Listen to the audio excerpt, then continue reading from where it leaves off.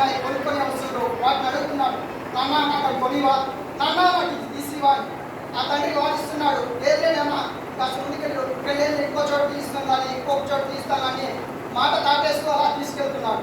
ఇందులో అక్కడ ఒక పెద్ద ఒక ఎగ్జిబిషన్ లాంటిది అనుకోండి, లేదా ఒక జాతర లాంటిది జరుగుతుంది.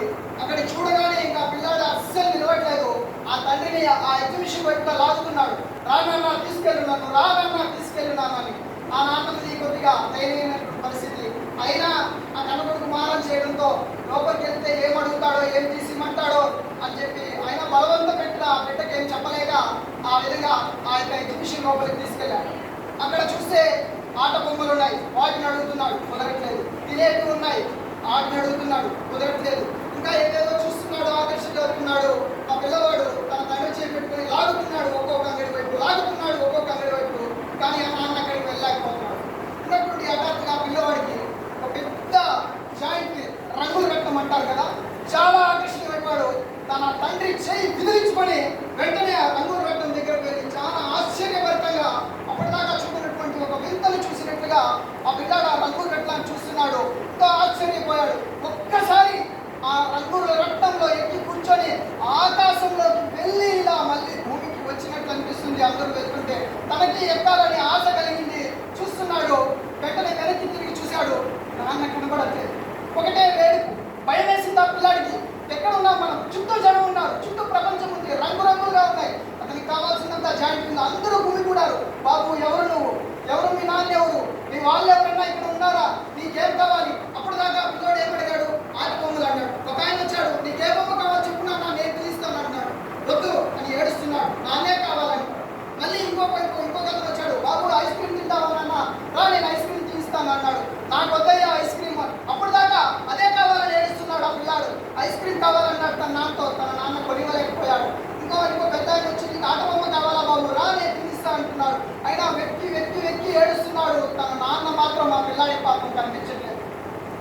ఎంత వెక్కి ఏడుస్తున్నాడంటే అప్పటిదాకా ఈ ప్రపంచానికి ఆకర్షితుడైనటువంటి ఆ రంగుల రత్నానికి, ఆ తినుబండారానికి, ఆ రంగురంగు బొమ్మలకి ఆకర్షితుడైనటువంటి ఆ పిల్లవాడు అతని ముందర తాను ఏది కావాలనుకున్నాడో అవన్నీ తీసుకొచ్చి అక్కడ ఉన్నటువంటి వాళ్ళని ఇస్తామంటున్నా కూడా వాటిని తిరస్కరిస్తున్నాడు ఆ పిల్లవాడు.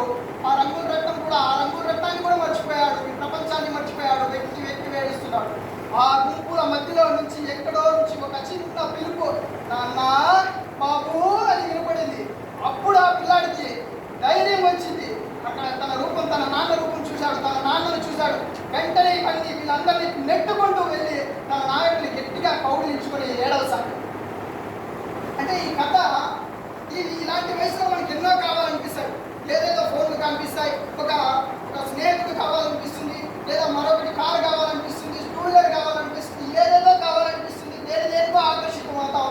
తల్లిదండ్రులని మనం మర్చిపోతుంటాం, వాళ్ళ కష్టాన్ని మర్చిపోతుంటాం, వాళ్ళు మన పైన పెట్టుకున్న ఆశల్ని మర్చిపోతుంటాం, వాళ్ళు మన పైన పెట్టుకున్న నమ్మకాన్ని మర్చిపోతుంటాం, వాళ్ళు మన కోసం పడే కష్టాన్ని మర్చిపోతుంటాం. నిజాన్ని మర్చిపోయి నీటి బుడగ వంటి జీవితంలో ఈ నీటి బుడగ పుంచేకుంటుంది, రంగులుగా మరిపిస్తుంటుంది, ఆకర్షిస్తుంది. కానీ పట్టుకోవాలనో ముట్టుకోవాలనో మీరు దగ్గరికి వెళ్ళగానే అది పగిలిపోతుంది. ఎవరి చేతిలోనూ నిలవదు కదా నీటి బుడగ.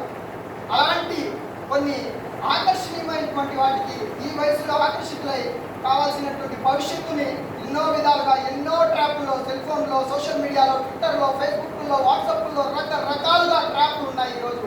వాటన్నిటిని కూడా మీరు గుర్తుపెట్టుకొని, తల్లిదండ్రుల దృష్టిని గుర్తుపెట్టుకొని, వాళ్ళు మీపై పెట్టుకున్న నమ్మకాన్ని గుర్తుపెట్టుకొని ఆ నమ్మకాన్ని నిలబెట్టే విధంగా రాబోయే మనం ఇప్పుడు దాకా ఇప్పుడు ప్రసంగాల్లో కూడా విన్నాం. ఎన్నో అఘాయిత్యాలు జరుగుతున్నాయి, అత్యాచారాలు జరుగుతున్నాయి. ఎవ్వరు ఆపరండి.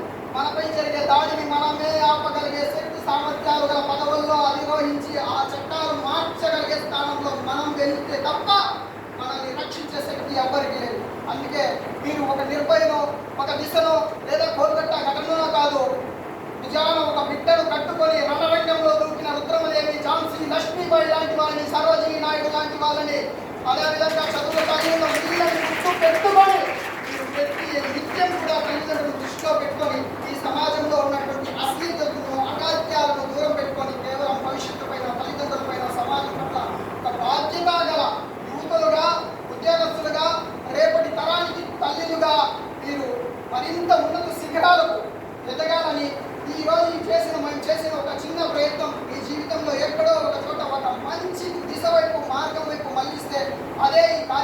సార్థకతని ఈ అవకాశాన్ని ఇచ్చిన పెద్దలందరికీ కూడా, అదేవిధంగా ఈ కార్యక్రమాన్ని